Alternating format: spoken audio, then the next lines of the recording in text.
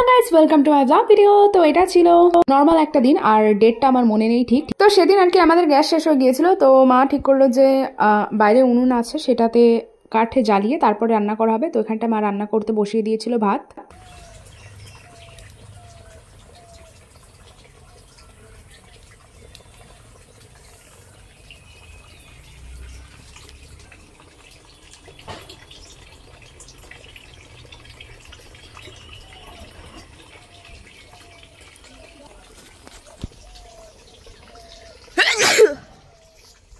আর ওইদিকে আমি তারপরে ভিডিও করে আমি চলে গিয়েছিলাম আর কি, আমার পড়ানো ছিল, তো আমি চলে যাচ্ছিলাম স্টুডেন্টের বাড়ি। আর এটা হচ্ছে আমাদের হাই স্কুলের পাশের রাস্তা, এখান দিয়ে আমার যেতে খুবই ভালো লাগে।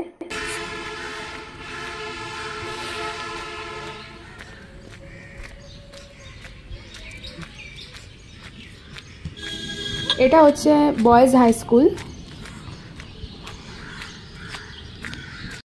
আর এই দেখো, আমি অরিজিনালি আমি এরকম আর কি, যাই হোক দেখতে খারাপ লাগছে আমি জানি। আর আমি এরকমভাবেই মানে সকালবেলা উঠে মাত্র ব্রাশ করে ড্রেস পরে চলে গিয়েছিলাম। আমি চুলটাও ঠিক করে আঁচড়াইনি। আর আমার স্টুডেন্টের বাড়ি যাওয়ার জন্য এই যে স্কুল মাঠ, আর এখানে আর কি বাজার, তো বাজারের ভেতর দিয়ে যাওয়া লাগে। তখন দেখো সকালবেলা ঠিক করে বাজারটাও খোলেনি। তারপর রাস্তায় যেতে যেতে আর কি একটা ক্যাটের সাথে দেখা হয়ে গিয়েছিল আমার।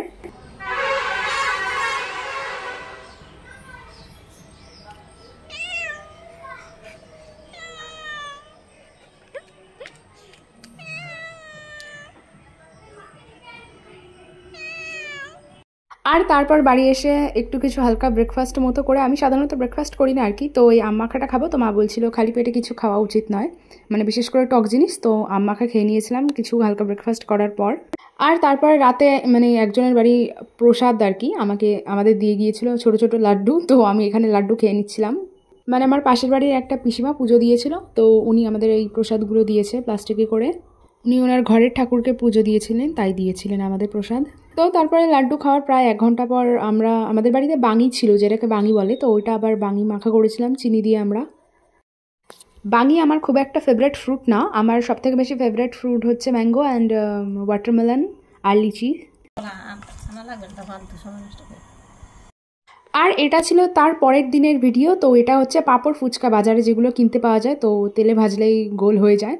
তো বাড়িতে আর কি এই মানে ছোটো ছোটো এই ঘটগুলো ছিল, মাটির ঘটগুলো, তার মধ্যে ফুচকা সাজিয়ে মানে ওরকম খাওয়া দাওয়া করেছিলাম আর কি, ছবি ভিডিও নেওয়ার জন্য। আর তারপরে এনেছিল মা চিকেন বিরিয়ানি, তো ওটাও খেয়ে নিয়েছিলাম। আর তারপরের দিন আমার দিদা এসেছিলো আমাদের বাড়ি বেড়াতে। আর এই দেখো আমি যাচ্ছিলাম বাজারে, তো এখানে আর কি ঢং করছিলাম আর কি। এটা হচ্ছে আরেকটা রুম আমার ভাইয়ের, মানে আমার ভাই এখানটা একা থাকে এই রুমটাতে। আর কপালে আমার চন্দনের টিপ ছিল ওটা আর কি।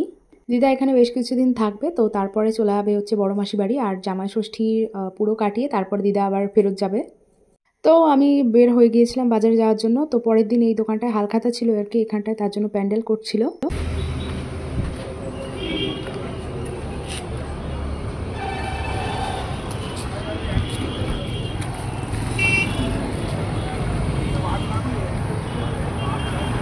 তো আমি বাজারে গিয়েছিলাম মার সঙ্গে, কিছু টুকিটাকি জিনিস শেষ হয়ে গিয়েছিল, সেগুলো কেনার জন্য মা এখানে সবজি কিনে নিচ্ছিল।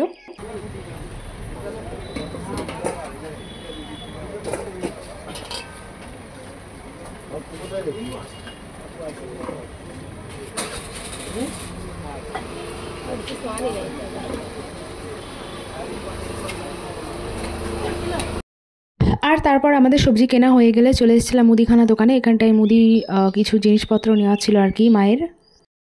তো এখানে না এই দোকানটায় টিভি চলছিল, তো টিভির সাউন্ডটা আসলে মানে কপিরাইট পড়ে যেতে পারে, তো তার জন্য আমি টিভির সাউন্ডটা মানে এখানে রাখলাম না।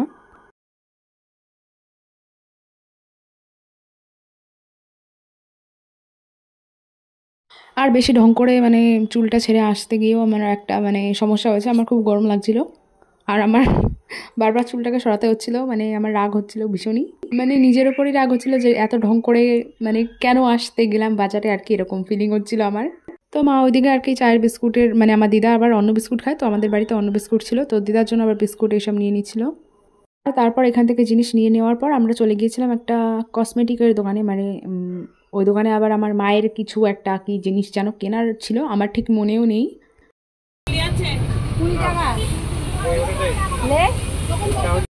আর তারপরে ওটা কেনার পর তো আমরা চলে এসেছিলাম সাইকেলের দোকানে। আমার খুবই এখন শখ হয়েছে, আমার একটা লেডিবার্ড সাইকেল চাই নতুন। তো আমরা এখানটা একটা দোকান আছে, তো ওই দোকানটায় এসেছিলাম সাইকেল দেখতে। মানে আপাতত কিনবো না, বাট প্রাইস অ্যান্ড কী কী মডেল আছে সেগুলোই দেখছিলাম। আর আসার পর এখানে বাড়ির সামনে একটা মিষ্টির কারখানা আছে, সেখান থেকে আর কি একটা গজা নিয়ে নিয়েছিলাম।